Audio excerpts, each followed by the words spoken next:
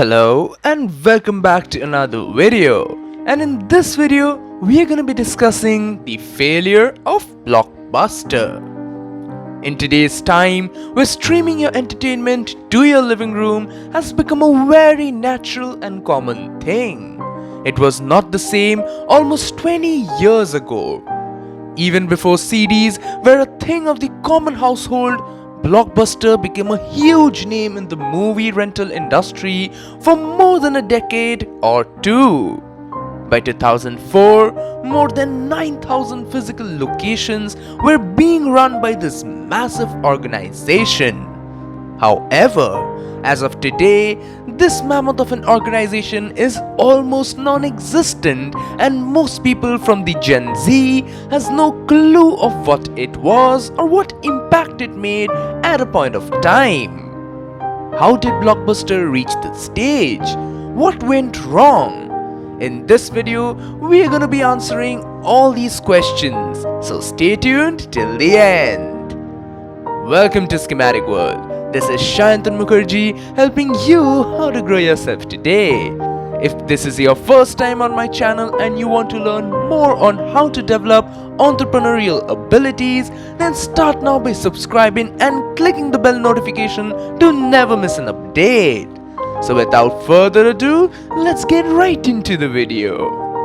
Redefining home entertainment. Founded by David Cook back in October 1985, Blockbuster started as a movie rental store. Its first huge success was recorded when the company opened its first store in Dallas, Texas. This success recipe was extremely simple. Blockbuster allowed its customer to rent any movie it wanted and then had to return it after a fixed period of time. This business model was followed by this company until it would recover the cost on the rented disc, after which it would sell the disc for full price. Buying in bulk allowed for Blockbuster to save a ton of money via discounts, and it would also let the supplying movie studios have a share of its revenue in order to double down on the deal with those studios. Not only was Blockbuster successful in providing movie rentals for cheap, but was also able to sustain itself against local competition as well.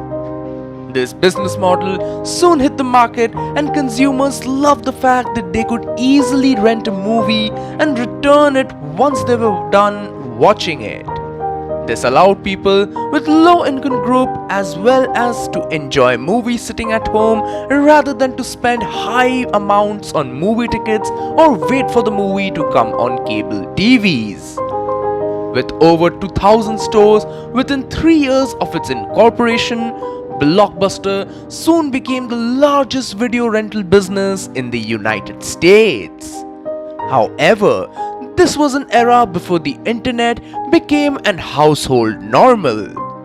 This was an era when VHS tapes were just starting to become popular and was the only other means of watching movies or any other video content other than theaters and cable TV.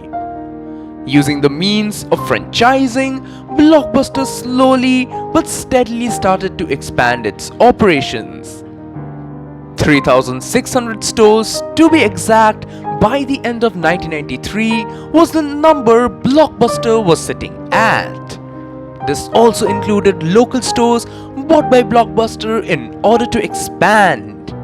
And this expansion soon went overseas, which included countries like United Kingdom, Japan, Australia, and even parts of Latin America.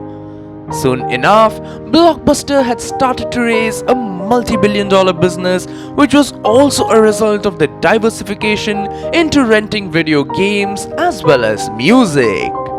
However, just as everything was going so happy and right for this giant organization, things started to take a massive turn, resulting in a downfall from thousands of stores to literally no stores in today's date.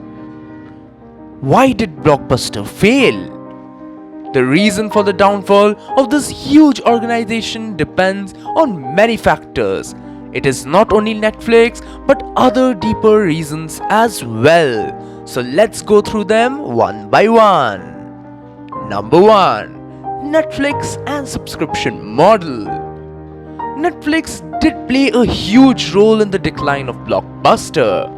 Founded in 1997, which was exactly 12 years since the formation of Blockbuster, what made a Netflix a tremendous success was the fact that Netflix would do the exact same thing as Blockbuster, but instead of opening thousands of stores where the customers could come and rent the movies, Netflix would deliver them to the customers.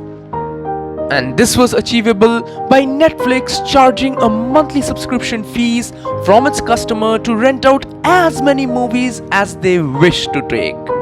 This business model was most certainly way more convenient for the customers who now did not have to move out to the stores to buy or rent their entertainment. All could be done from the comfort of their home, which was just a call away. Number 2. Failed attempts at innovation. Ignorance to the rising competition and failure to keep up with date with the growing internet revolution was one of the main factors responsible for the failure of Blockbuster. Blockbuster did try to cope the situation by offering to provide video on demand service directly to the consumers' television using fiber optics only. However, this did not work out for Blockbuster and they shifted to their traditional means, which was anyways failing at that time. Number 3. Not acquiring Netflix. Back in 2000s, Netflix made an offer to sell itself to Blockbuster for $50 million, which was straight up declined by the former. This was an era when the internet had already started creeping into regular household, and the decline made it sure for Blockbuster to never return to business. Number 4. Failing to restructure. A change in its operating model was just the requirement for Blockbuster to sustain in the market alongside Netflix, which had by then most taken a good chunk of the market to its side. Blockbuster tried coping up by eradicating the late fees they charged to customers. But that wasn't what would save them. In order to compete against the subscription model that Netflix was offering, Blockbuster had to near about change its entire business model from scratch. But that did not happen, and hence it was the last thing Blockbuster could ever decline to do. The aftermath. And finally, Blockbuster was declared bankrupt in 2010 and was eventually bought by Dish Network for $320 million back in 2011. Soon after the bankruptcy, one by one the immense array of stores started to close down. However, standing in 2020, only one Blockbuster store remains in Bend, Oregon. This is a region where internet service is not available, and hence customers there can take advantage of Blockbuster. But the revenue from this one store alone is equivalent to almost null as compared to what Blockbuster once was during its days. To summarize, Blockbuster tried whatever it had to survive in the market on its own and make a change, but failing to innovate and failing to restructure its business model according to the growing demand had rendered this massive organization from riches to rags. Today, it is almost a nostalgia factor to own a Blockbuster copy of a movie, and it gives chills to the Gen X when they realize what Blockbuster was and what it has become. Well, that is all for today. What did you think about Blockbuster and its failure? Let me know in the comments down below. Don't forget to check out my other posts linked here in the end screen. And with that, I shall take my leave and I shall see you in the very next one. Thank you.